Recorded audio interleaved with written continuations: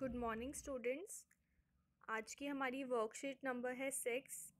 ये क्लास 7 की साइंस की वर्कशीट है। आज की डेट है 14 अक्टूबर।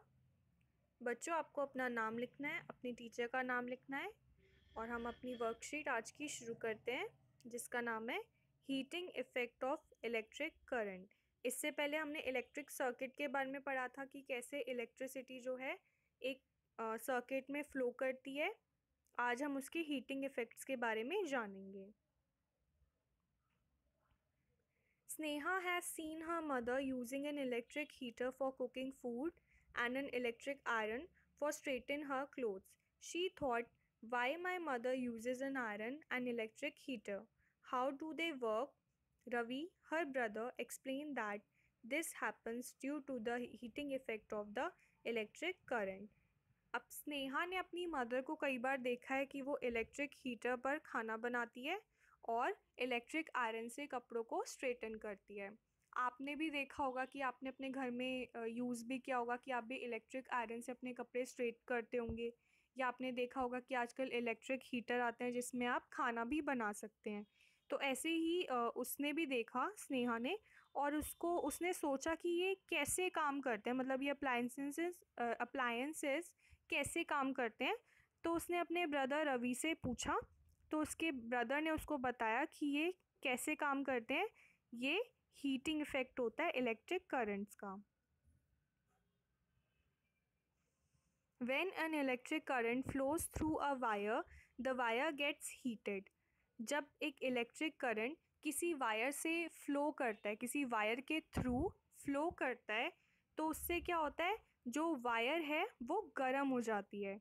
It is called the heating effect of electric current, और इसको ही heating effect of electric current कहा जाता है। For example, when we switch on the geyser, water becomes hot. जब हम गीज़र ऑन करते हैं तो उससे क्या होता है, गीज़र से पानी गर्म हो जाता है। तो ये कैसे होता है कि जब हम गीज़र ऑन करते हैं तो गीज़र में कुछ अंदर इस तरह का मैकेनिज़्म होता है कि जब वो इलेक्ट्रिसिटी उससे पास होती है तो उसके अंदर की वायर गर्म हो जाती है, उससे वो पानी को भी गर्म कर देता है। यहाँ पर कुछ इलेक्ट्रिक अप्लायंसेस दिखाए गए हैं जिनमें इलेक्ट्रिक करंट का यूज़ होता है हीटिंग के लिए। जैसे ये क्या है, ये है एक आयरन, एक इलेक्ट्रिक आयरन। तो आपने देखा ही होगा बच्चों कि जब आप अपने घर में कभी आपने आयरन किया होगा तो आपने देखा होगा कि कैसे जो आयरन है उसकी जो नीचे की सतह है वो गर्म हो जाती है और इससे आप कपड़ों को स्ट्रेटन कर सकते हो। और ये है इलेक्ट्रिक हीटर, इसका हम सर्दियों में इस्तेमाल करते हैं रूम टेम्परेचर को बढ़ाने के लिए। ये है इलेक्ट्रिक केटल, इसके थ्रू हम पानी को गर्म कर सकते हैं। ये है हेयर ड्रायर, इसमें भी क्या होता है, इसके थ्रू हम क्या कर सकते हैं, बालों को ड्राई कर सकते हैं। और इसके बाद है इलेक्ट्रिक रॉड, जैसे इलेक्ट्रिक गीज़र होता है वैसे ही इलेक्ट्रिक रॉड है। इसको भी अगर आप ऑन करेंगे और इस पोर्शन को आप पानी में रखेंगे तो ये जो पोर्शन है वो गर्म हो जाएगा और उससे ये पानी को भी गर्म कर देगा। ये है इलेक्ट्रिक टोस्टर, ये भी सेम इसी तरह से काम करता है। More about heating effect of currents. Wire made from some special material melt quickly and break when large electric currents are passed through them. These wires are used for making electric fuse. अब कुछ wires क्या होती हैं, वो एक special material से बनती हैं, तो वो बाकी वायर्स के कंपैरिजन में जल्दी मेल्ट हो जाती है गर्म होकर। अगर उनसे इलेक्ट्रिसिटी पास होगी तो वो बाकी वायर्स के कंपैरिजन में जल्दी गर्म हो जाएंगी और फिर मेल्ट हो जाएंगी। और ऐसे जो एलिमेंट्स होते हैं, जो ऐसे मटेरियल्स होते हैं, उनका हम किस में इस्तेमाल करते हैं, उनका इस्तेमाल इलेक्ट्रिक फ्यूज़ बनाने में किया जाता है। इलेक्ट्रिक फ्यूज़ेस जो होते हैं वो बहुत इम्पॉर्टेंट होते हैं, वो हर बिल्डिंग में लगाए जाते हैं। क्यों?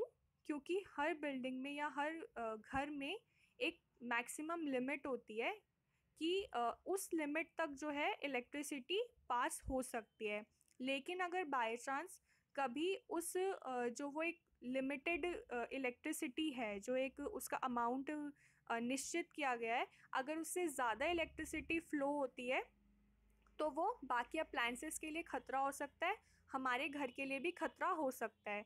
तो फ्यूज़ ऐसा नहीं करता है, जो भी इलेक्ट्रिसिटी वो उसके थ्रू पास होती है, तो अगर वो ज़्यादा होती है तो फ्यूज़ उससे क्या होता है, मेल्ट हो जाता है और हमें पता चल जाता है कि कुछ गड़बड़ है।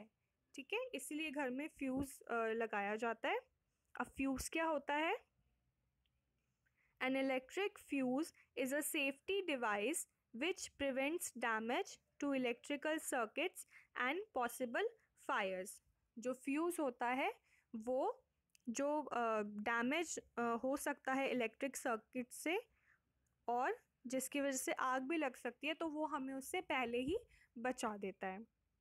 ठीक है बच्चों, जो फ्यूज़ होता है वो कुछ इस तरह का दिखाई देता है। तो अब हम कुछ क्वेश्चंस करते हैं। फर्स्ट क्वेश्चन है, make a list of at least 5 electric appliances where the heating effect of the electric current is used। अब आपको 5 ऐसे इलेक्ट्रिक अप्लायंसेस की लिस्ट बनानी है जिसमें इलेक्ट्रिक करंट के हीटिंग इफेक्ट को हम यूज़ करते हैं। तो आप ऊपर जो ये इमेजेस दिए गए हैं इनमें भी आपको 5, इसमें आपको 6 अप्लायंसेस दिए गए हैं। आप इनमें से भी बना सकते हैं, या आप इनके अलावा अगर कोई और अप्लायंस का चित्र बनाना चाहते हैं तो आप वो भी बना सकते हैं।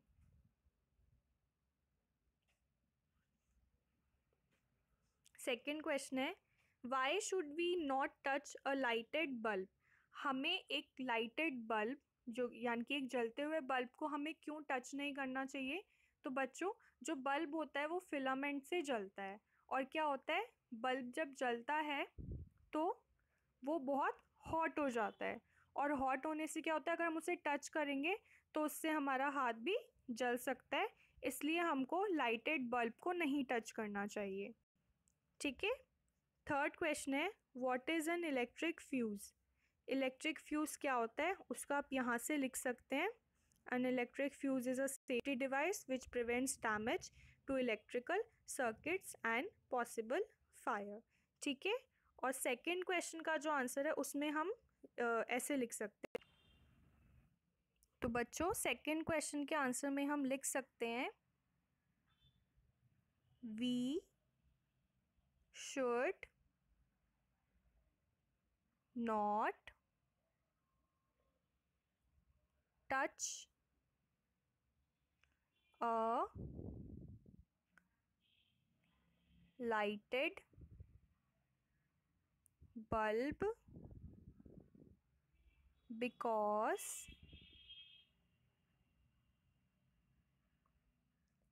a